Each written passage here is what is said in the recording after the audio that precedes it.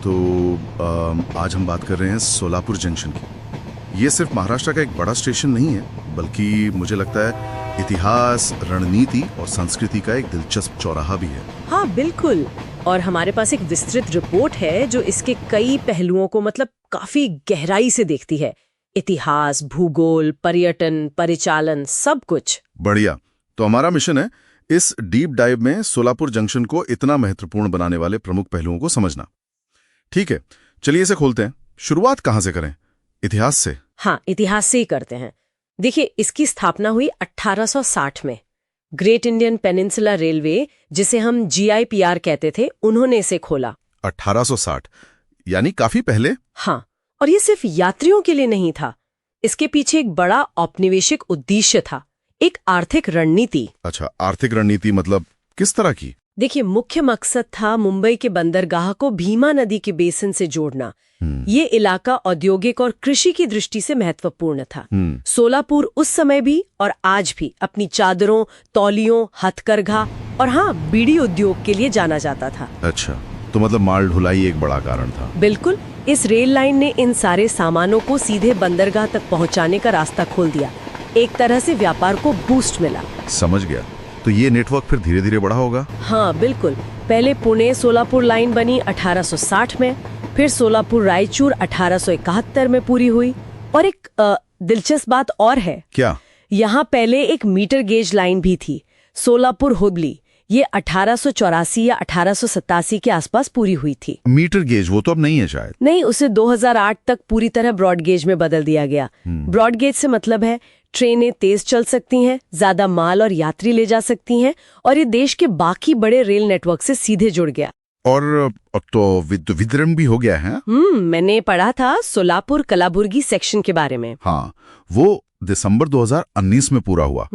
और इसका असर बहुत बड़ा पड़ा है। क्या असर पड़ा है? अब दक्षिण भारत के बड़े शहरों से, जैसे हैदराबाद, चेन्नई, बेंगलुरु वगैरह से इलेक्ट्रिक इंजन वाली ट्रेनें बिना इंजन बदले सीधे सोलापुर आ जा सकती हैं। अच्छा, तो मतलब यात्रा का समय थोड़ा कम हुआ होगा? हाँ, कुछ हद तक समय कम हुआ। और रेलवे का परिचालन भी ज्यादा एफिशिएंट, मतलब कुशल हुआ है। यहाँ ये वास्तव में दिलचस्प हो जाता है। हाँ बिल्कुल। अब जरा इसकी भौगोलिक स्थिति पर आते हैं। ये महाराष्ट्र कर्नाटक सीमा पर है। ये कैसे इसे खास बनाता है? देखिए, ये इसकी रणनीतिक अहमियत को बहुत बढ़ा देता है। एक तो ये भीमा नदी बेसिन में है, और दूसरा ये दोनों राज्यों के बीच व्यापार और परिवहन का एक बहुत महत्वपूर्ण लिंक बन जाता है। और ये अपने आसपास के जिलों का सबसे बड़ा शहर भी है। सही? हाँ, और सिर्फ भौगोलिक ही नहीं, प्रशासनिक तौर पर भी इसका बड़ा रोल है। हाँ, ये तो है। मध्य रेलवे के सोलापुर रेल मंडल का मुख्यालय यहीं है।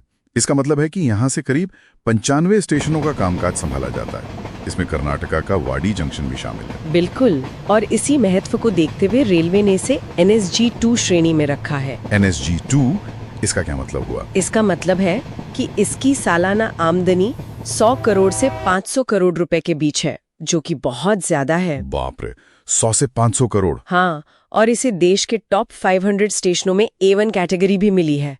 और एक और बात, स्वच्छता के मामले में भी ये देश में चौथे स्थान पर रहा है कुछ साल पहले। अच्छा, चौथा सबसे स्वच्छ स्टेशन। यहाँ आकर्षक बात यह है कि ये सब दिखाता है कि यहाँ कितना ट्रैफिक है, कितना राजस्व है और इसका कितना महत्व है। सही कहा। जाहिर है इसे व्यापार और प्रशासन का केंद्र नहीं है, पर्यटन के लिहाज से भी देखें तो ये एक बड़ा गेटवे है। हाँ, ये तो मैंने भी सुना है। कौन कौन सी जगह है आसपास? बहुत है। स्टेशन से बस 2 किलोमीटर पर ही प्रसिद्ध श्री सिद्धेश्वर मंदिर है, और उतना ही पास ऐतिहासिक भुईकोट किला भी है, जो एक भूमि किला है। अच्छा, किला भी है। और थोड़ा और दूर जाएं तो करीब 38 किलोमीटर पर अक्कलकोट का स्वामी समर्थ मंदिर है। पंढरपुर का विट्ठल रुक्मणी मंदिर भी ज्यादा दूर नहीं, करीब 75 किलोमीटर। और तुरजापुर का भवानी मंदिर, वो भी लगभग 42 किलोमीटर दूर है। ये तो सारे बहुत बड़े तीर्थ स्थल हैं। हाँ बिल्कुल। और अगर किसी को प्रकृति में रुचि है तो ग्रेट इंडियन बस्टर्ड अभयारण्य भी यहीं पास में है, करीब 22 किलोमीटर। अगर हम इसे बड़ी तस्वीर से जोड़ते हैं, हाँ। तो ये स्टेशन सचमुच लाखों तीर्थयात्रियों और पर्यटकों के लिए एक जरूरी पड़ाव बन जाता है। बहुत महत्वपूर्ण। बिल्कुल। अब जरा इसके रोजमर्रा के कामकाज पर नजर डालें, मतलब परिचालन पर। हाँ बताइए, कितने प्लेटफॉर्म हैं, कितना ट्रैफिक है?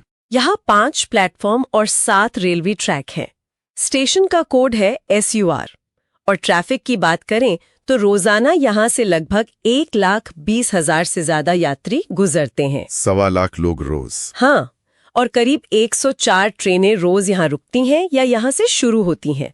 ये भारत के टॉप 100 टिकट बुकिंग स्टेशनों में भी शामिल है। जबरदस्त।